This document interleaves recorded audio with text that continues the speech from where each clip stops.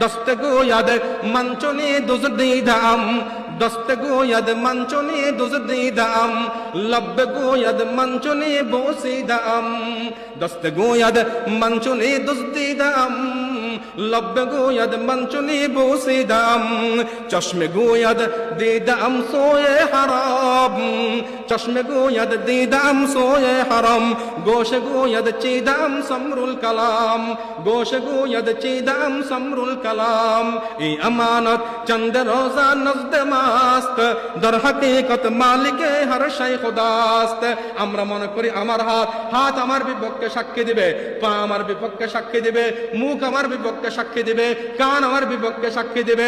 আমার শরীরের অঙ্গ প্রত্যঙ্গ দিয়ে আজকে আমি গুনাহ করছি, শরীরের প্রত্যেকটা অঙ্গ প্রত্যঙ্গ আমার বিপক্ষে সাক্ষী দিবেন। পড়ুন নাউজুবিল্লাহ।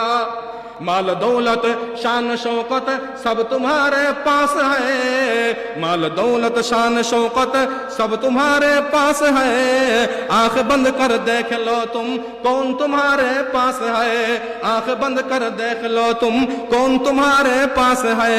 आज कर लो कुछ मुशक्कत दुनिया के मैदान में, आज कर लो कुछ मुशक्कत दुनिया के मैदान में, वरना तो शर्मिंदा होगा मैदान महशर में, वरना तो शर्मिंदा होगा मैदाने महशर में। এই হাত পা সবকিছু মনে করি আমার, এগুলির বিপক্ষে, এগুলি আমার বিপক্ষে পরকালীন জীবনে কি দিবেন আল্লাহ তাআলা আমাদেরকে। জাহান্নামীদের মোট আকাঙ্ক্ষা কয়টি?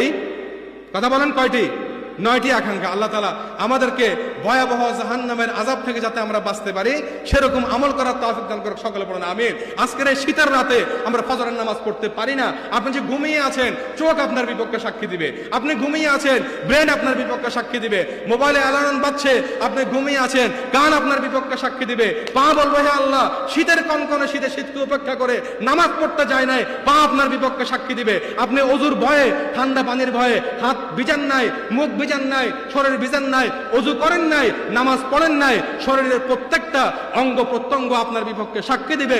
মুখ দিয়ে গীবত করছেন, ইমাম সাহেবের গীবত করছেন, মুয়াজ্জিনের গীবত করছেন, আপনার জিহ্বা আপনার বিপক্ষে সাক্ষী দিবে।